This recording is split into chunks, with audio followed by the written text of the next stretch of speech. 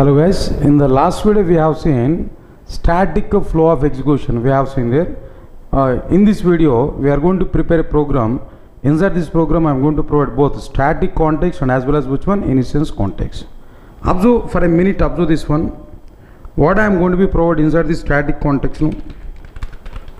In a static context I will provide, first one is which one? Static variables, and the second one is which one?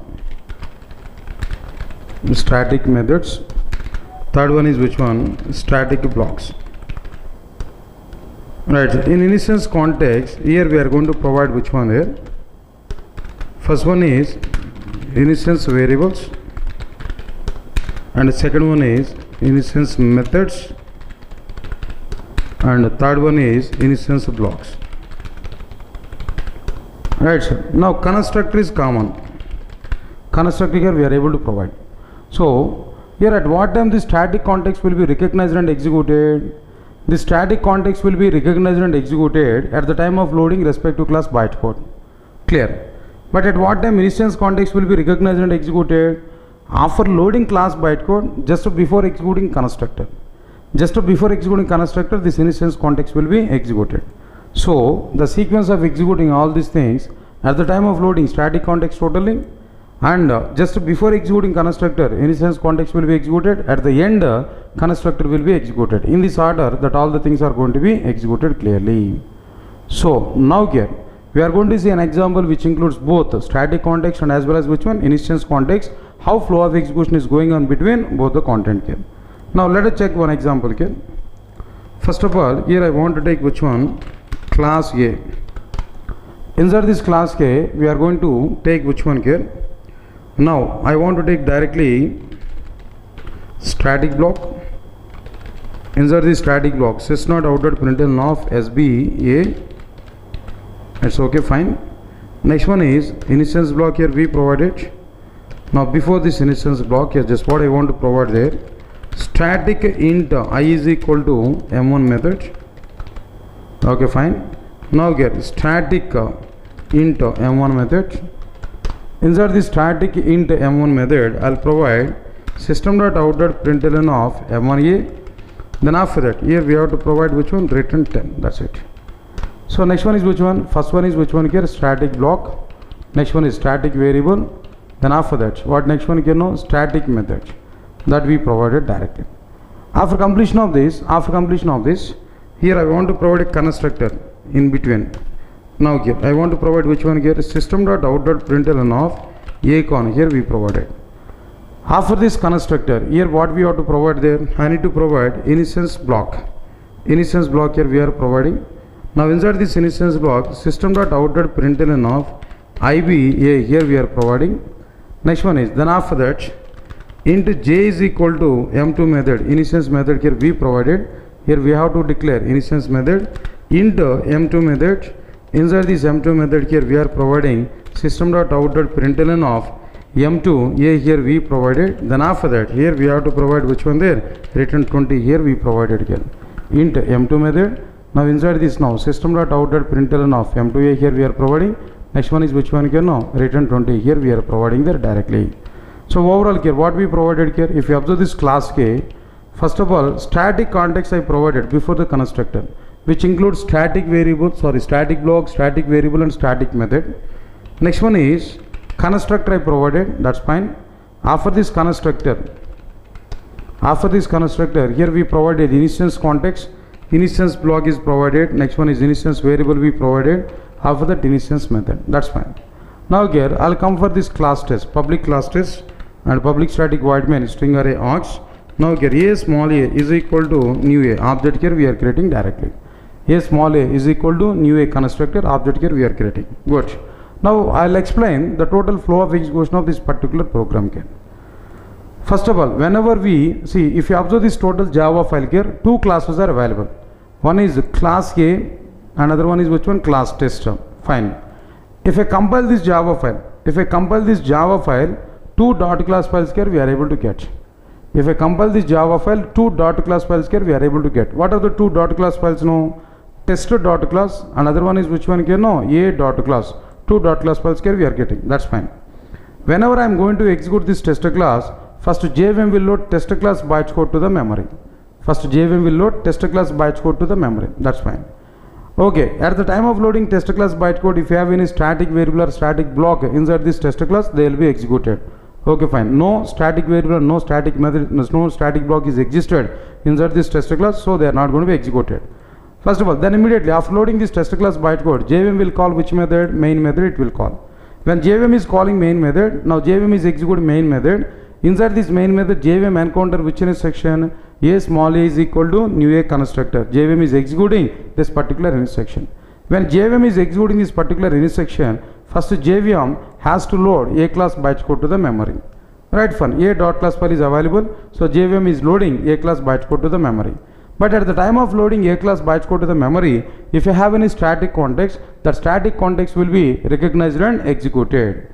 If you have any static context in our class K, while loading this class K, static context will be recognized and executed. Now how this static context will be recognized and executed now? First of all, static block is available. When static block is available here, automatically inside the static block, system.out.println of SBA will be executed. So here which output here we are getting there? SBA output here we are getting there. After getting this SBA output here, next one is which one there? Static variable is identified. Static int I is equal to m1 method. So static variable is identified. So static variable is recognized. As part of the static variable initialization, automatically m1 method will be called. When m1 method is called here, then inside this here we are going to get we are going to execute system.out.println of m1a output here we are getting. So m1a output here we are getting there. Then after that return 10. The 10 value will be assigned to which variable here? No, I variable. So by this static variable is recognized and initialized. Then after that next component is which one here? No, static method. So we know already when method is going to be executed, when method call is identified, then only method will be executed.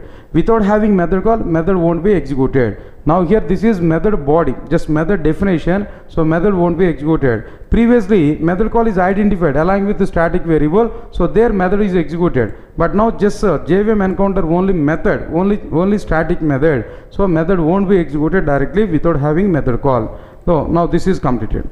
Next one is which one here? Constructor. That constructor will be executed at the end of, leave it. Next one is which one there? Instance context. Instance context is not eligible at load time, leave it.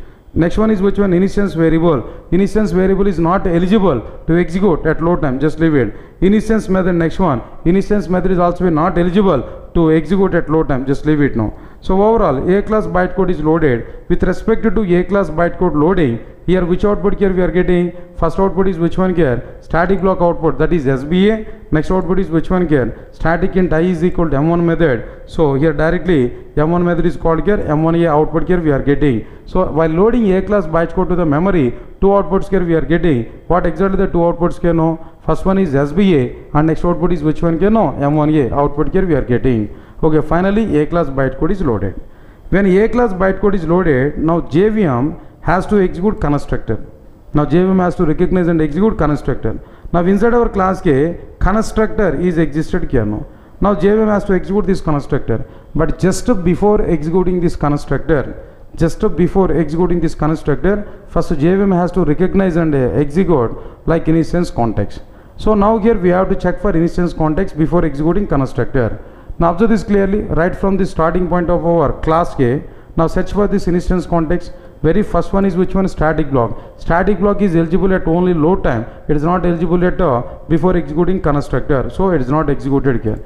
Next one is which one? Then a static variable. Static variable is not eligible at runtime. Static variable is eligible at load time only. Next one is which one? Static block. Static block is eligible at runtime. Even though it is eligible at runtime, here we required which one here? No, method call. Method call is required, but method call is not identified. Just leave it. Next one is which one? Constructor. That must be executed at the end, not immediately. Next one is which one? Then after that here, static block is available. So static block is, instance block is available. Instance block is eligible at runtime. Instance block is going to be executed at runtime. No problem here now. System.out.println of IBA. Here output here we are getting. So just before executing constructor, the very first output is which one there? Instance block output here we are getting. Instance block will be executed where IBA is an output here we are getting. Next one is which one here? No, instance variable. Instance variable is eligible. Now instance variable will be recognized, then immediately it has to be initialized. As part of this initialization, M2 method call is identified. So immediately JVM will execute which one keno? Method call is executed keno. That means M2 method is executed here. So here output is which one here? System.out.println of M2a output here we are getting. Then after that return 20. Whenever we are getting return 20 no, the 20 value will be assigned to which variable here no? J variable directly. When 20 value is assigned to the J variable, totally instance variable is recognized and initialized. After completion of it, instance method is identified here. But we know already instance method is required which one? Method call. Directly this method won't be executed. Without having method call, method won't be executed. If method call is identified, then only method will be executed directly. Right, sir. So finally the total instance context is completed. At the end constructor must be executed. By the execution of this constructor here, what exactly output here we are getting? Acon is an output here we are getting there. With respect to bytecode loading, which output here we are getting? SBA. Next one is M1A. With respect to the instance context, before executing constructor, which output here we are getting there? No, that output is which one? IBA. Next one is which one there? M2A. And finally here we are getting which one there? No, Acon. So total with respect to the object creation for this particular class, total overall object creation for this particular class, which output here we are getting from this particular object creation? No, first output will be like which one? SBA. Next output is M1A. Then after that IBA. Next one is which one? M2A. Then finally here we are getting which one then? No, Acon. So total output from this program is SBA, M1A. Next one is IBA, M2A. And finally here which output we are getting there? No, Acon is an output here we are getting there. So in this example what we identified clearly, we are able to provide, if we provide both static context and instance context in a particular class, at the time of loading respective class bytecode to the memory, static context will be executed, and just before executing the constructor, instance context will be executed. At the end, constructor will be executed.